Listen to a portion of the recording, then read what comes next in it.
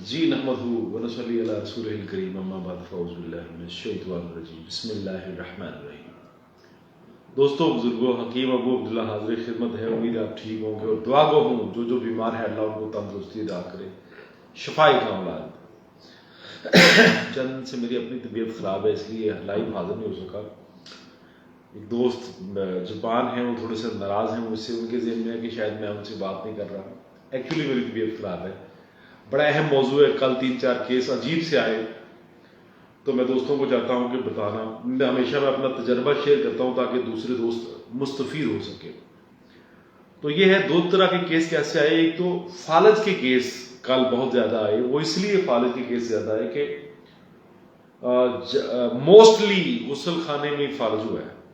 3 शख्स कल ऐसे लाए गए जिनको गुसल खाने में फालज हुआ है। और हुआ क्यों है, हिस्ट्री देखी, पूछा गया और तजर्बे में चीज शामिल है कि अगर आप नहाते वक्त डायरेक्ट आप अगर सर पे पानी डाल लेते हैं, नहाते वक्त डायरेक्ट आप सर पे पानी डालते हैं, तो फिर पक्की बात है कि फालिज होने का अंदेशा होगा। अगर आप 50 से अबव हैं, 40 से अबव हैं, तो फिर फालिज के चांसेस हैं, हो सकता है कि आपको फालिज हो जाए। वो इसलिए कि जब बॉडी पे पानी डाला जाता है तो पूरी ब्लड की जो सर्कुलेशन है, जहां पे पानी डालते हैं उस तरफ तहरीक जाना शुरू हो जाती है। मेरे इत्तबा इकराम हक़बा हज़रात, डॉक्टर हज़रात अच्छी तरह जानते हैं।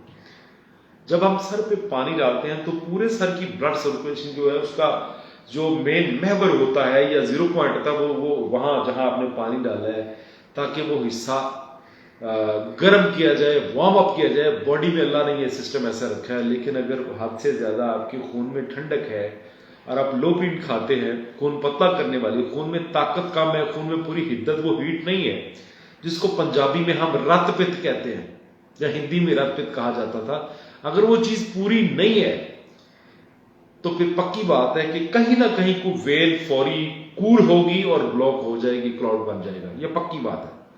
और कोशिश करें जब भी आपने नहाना है, ये ख़वातीनो हजरात, मेरी माओ बहनों बेटियों के लिए भी, बुजुर्गों के लिए भी, जब भी आपने नहाना है तो कोशिश करिए कि मसनून तरीके से गुस्ल करिए, जैसे आपका अलैहिस्सलाम सल्लल्लाहु अलैहि वसल्लम फरमाते थे।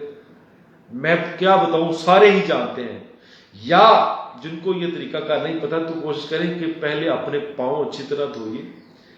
पाँव नहीं तो पहले वुजू कर लीजिए। वुजू करने के बाद आप गुस्ल शुरू करिए। डायरेक्ट कभी भी अपने सर पे और ये हार्ड वाले मामले में कभी पानी मत डालिए। ये आप लोगों को तहवी है। मैंने कल पूरी जिंदगी का मेरा तजर्बा एक साइड पे है, फालज वाले अपना लकवे वाले लोग या छोटे बच्चे जिनको कहा जाता है कि इनका टेम्परेचर, बुखार की सूरत में इनका टेम्परेचर बहुत ज्यादा हाई हो गया है और इनको बर्फ वाले ठंडे पानी से नहला दे।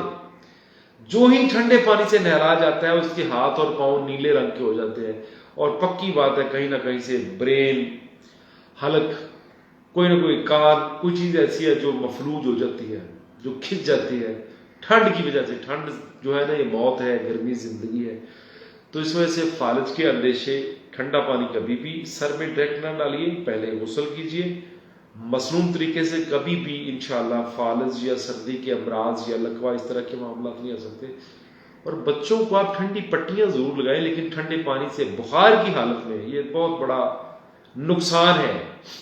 ठंडे पानी से कभी भी मत नहलाइए। बल्कि कहा जाता है कि इसको, जी मैं अपना नंबर भी सेंड करता हूं आज इंशाल्लाह। तो कहा जाता है कि जिस बच्चे को बुखार है, जिसका टेम्परेचर 100 से अबव हो गया, उसको बर्फ वाले पानी से नहलाएं।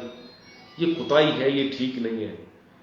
जब आप ठंडे पानी से नहलाएंगे, ये पक्की बात है, ठंडे पानी से नहलाएंगे तो सर में से कहीं ना कहीं क्लाउड बन जाएगा, कहीं ना कहीं आपकी ब्लड सर्कुलेशन की वेन जो है ना, वो ब्लॉक हो जाएगी, बंद हो जाएगी।